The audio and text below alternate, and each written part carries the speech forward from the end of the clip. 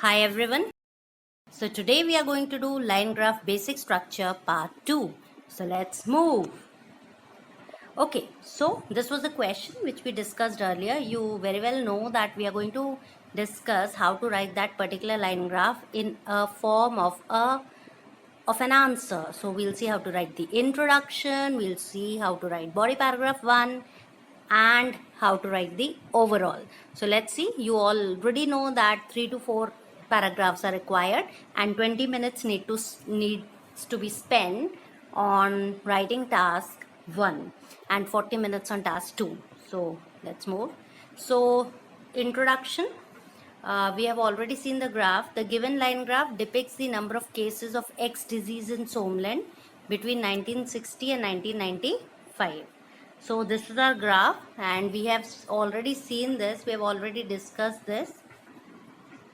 So you can see that what our introduction is saying. Our introduction is saying that the graph shows the incidence of diseases. These are the incidence of diseases and place we have taken as Somaliland and these are the number of cases. इसलिए हमने introduction में क्या लिखा? Introduction कुछ इस तरह था. The given line graph. Given line graph का मतलब होता है दिया हुआ लाइन ग्राफ. डिपिक्ट करता है मतलब दिखाता है. अपने आप से क्वेश्चन पूछिए क्या दिखाता है? Number of cases. किसके? कोई भी डिजीज. इसमें एक्स डिजीज लिखा हुआ है. X disease. फिर आएगा प्लेस इन सोमलैंड और टाइम पीरियड क्या है? Between 1960 and 1995. Already I have told you that पहले प्लेस आएगा, दैट इज सोमलैंड, फिर ईयर आएगा. अपने आप से हमेशा पूछिए गिवन लाइन ग्राफ क्या डिपिक्ट करता है? ये डिपिक्ट करता है number of cases of X disease in Somland. Let's move ahead. Introduction is clear. Introduction में यही आता है कि ग्राफ ने क्या दिया हुआ है और अगर प्लेस है तो प्लेस और ईयर है तो year. So now let's see. The graph is in front of you. इसमें हम क्या क्या डिस्कस करेंगे? We have already discussed thoroughly कि कैसे क्वेश्चन फ्रेम होगा, कैसे हमारा पैराग्राफ फ्रेम होगा. Let's see that. So this is the graph in front of us. तो हमने सबसे पहले बात की कि 1960 में हम बात किसकी कर रहे हैं? नंबर ऑफ केसेस की. तो वो हमारा सब्जेक्ट हो गया. सो नंबर ऑफ केसेस 100 थे. यहाँ पे आप देखें नंबर ऑफ केसेस कितने थे? नंबर ऑफ केसेस 100 थे. तो सबसे पहले लाइन ग्राफ में हमेशा ध्यान रखो कि पहला ईयर और लास्ट ईयर के फिगर्स जरूर आने चाहिए और बीच में जो भी changes you have witnessed you have to tell about that. So ये हमारा केसेस हैं कि 1960 में नंबर ऑफ केसेस 100 थे. उसके बाद हमने पहले भी डिस्कस किया था केसेस स्टेबल रहे. स्टेबल रहे मतलब स्थिर रहे, एक ही जगह पर रहे. उसको हम क्या बोलेंगे? पहले तो स्टूड एट अप्रोक्सीमेटली 100 है ना. उसके बाद ये 100 पे ही है. आप 1960 में बात कर ले तो 100 पे ही है. उसके बाद हमने देखा ये नंबर धीरे धीरे बढ़ा है. आप इसके लिए ये भी लिख सकते हैं कि ये जो नंबर था वो 1965 में भी सेम रहा, अगर आप चाहें तो, नहीं तो ज़रूरी नहीं है. उसके बाद हम बात करेंगे कि दैट नंबर रोज स्टेडिली. इसको हमने ऑलरेडी डिस्कस किया था. स्टेडिली मतलब धीरे धीरे लेकिन कंटिन्यूसली. तो कौन बढ़ा धीरे धीरे कंटिन्यूसली? Number of cases. बार बार हम नंबर ऑफ केसेस रिपीट नहीं कर सकते, तो यहाँ हमने क्या लिखा? दैट नंबर बढ़ा. पहले हम बताएंगे बढ़ा. अच्छा, रोज क्यों है? क्योंकि रोज राइज का सेकेंड फॉर्म है. और आपको पता है जब हम सिंपल पास्ट टेंस की बात करते हैं या टास्क 1 की बात करते हैं तो क्या आता है? एग्जैक्टली वर्ब का सेकेंड फॉर्म आता है. जब हम सिंपल पास्ट की बात करते हैं तो राइज का जो सेकेंड फॉर्म होता है वो होता है रोज. तो जब भी आप पास्ट टेंस लिखें तो हम राइज की जगह रोज लिखेंगे, राइज नहीं लिखेंगे. और रोज पहले तो आप बताइए वो नंबर बढ़ा और फिर बताइए कैसे बढ़ा? स्टेडिली. कितने पर? टू 200. तो यहाँ पे ये नंबर 200 पर धीरे धीरे बढ़कर पहुंचा. उसके बाद क्या हुआ? ये कैसा इंक्रीज है? हमने ऑलरेडी डिस्कस किया था. शार्पली.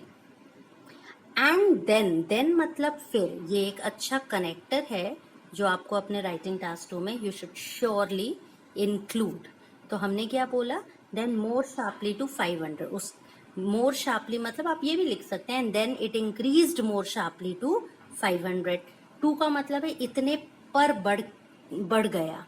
हम इंग्लिश में इसमें टू का यूज करेंगे तो अच्छा लगेगा। देन मोर शार्पली टू 500, या आप लिख सकते हैं and then it increased sharply and reached 500। क्या लिख सकते हैं? It increased sharply and reached 500। तो आप चाहें तो यहां पर आप ये भी लिख सकते हैं जो ये लाइन है, and then more sharply to 500 in 1977। तो आप क्या लिख सकते हैं? That number increase sharply and reached 500। उसके बाद एट दिस पॉइंट मतलब इस पॉइंट पर the number of cases remain stable. Stable मतलब स्थिर। क्या स्टेबल रहा? Number of cases. तो इसलिए हम बोलेंगे the number of cases remained मतलब रहा। रिमेन्ड फिर से वर्ब का सेकंड फॉर्म है, ईडी लग गया। मेन वर्ड रिमेन होता है, सेकंड फॉर्म रिमेन्ड होता है। हमने कहा केसेस रहे, क्या रहे? स्टेबल रहे। स्टेबल मतलब सेम रहे, तो ये आपका स्टेबल हो गया। Until 1984, 1984 ये आपका बीच का आ रहा है। 1984 तक ये यहाँ से आप अगर कैलकुलेट करें तो 1984 तक ये जो नंबर ऑफ केसेस हैं ये स्टेबल रहे। अच्छा, उसके बाद क्या हुआ? बिफोर प्लमिटिंग। प्लमिटिंग मतलब होता है तेजी से गिरना। तो बिफोर का मतलब के पहले, गिरने के पहले। तो हम क्या लिखेंगे? बिफोर प्लमिटिंग टू 0 बाय 1988, है ना? 1988 की बात, सॉरी यहाँ है बिफोर प्लमिटिंग टू 0। ये 1988 में ऑलमोस्ट, आप 1990 भी कह सकते हैं, ऐसी कोई बात नहीं है। 1990 तक वो 0 पर पहुंच गया। और हम ये भी कहेंगे 1990 से लेकर या 1988 से लेकर 1995 तक Somland was free of the diseases. इसका क्या मतलब है?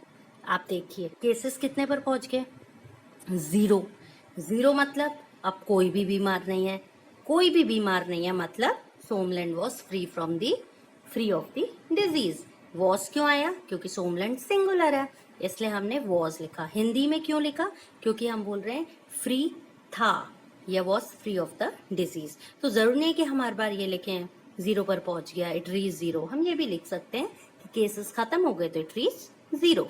I hope this is clear to you. And तो ये don't go for word limit here. ये it is not a full flashed answer. ये आंसर सिर्फ आपको एक्सप्लेन करने के लिए था कि हमें कैसे इन वोकैब्स को यूज करना चाहिए जो आपके सामने है। I hope it is clear to you. Let's see what will be the overall here. Overall मतलब अब हम इसका जस्ट इसकी समरी निकालेंगे। ओवरऑल ग्राफ दिखाता है, क्या दिखाता है? Disease was increasingly prevalent. Prevalent मतलब इसकी मौजूदगी काफी ज्यादा थी 1980s तक। अंटिल मतलब तक। When it was eradicated from Somland, जब वो मतलब 1980s, अंटिल द 1980s तो बहुत ज्यादा थी।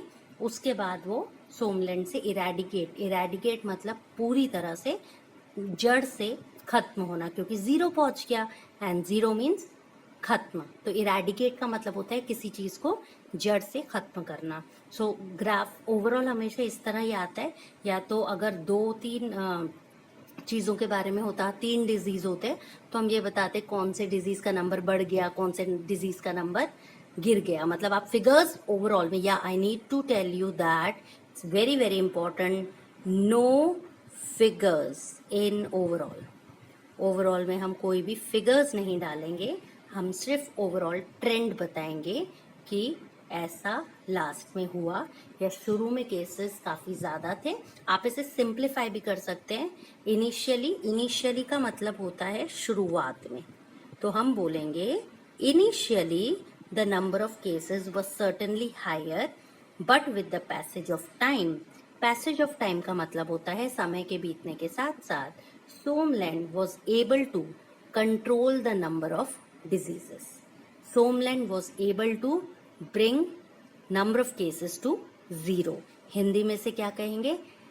अनडाउटेडली शुरू में केसेस काफी ज्यादा थे, इनिशियली मतलब शुरू में, लेकिन समय के बीतने के साथ साथ with the passage of time ये डिजीज सोमलैंड से completely eradicate हो गया.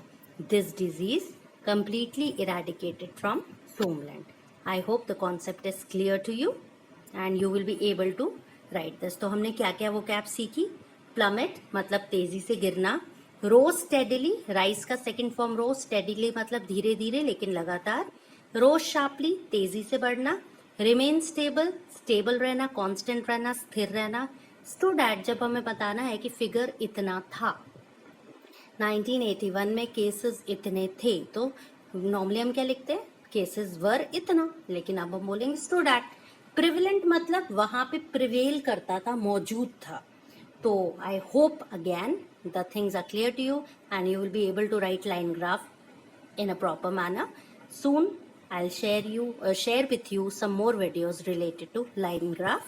Till then, keep on working, keep on learning. Happy learning.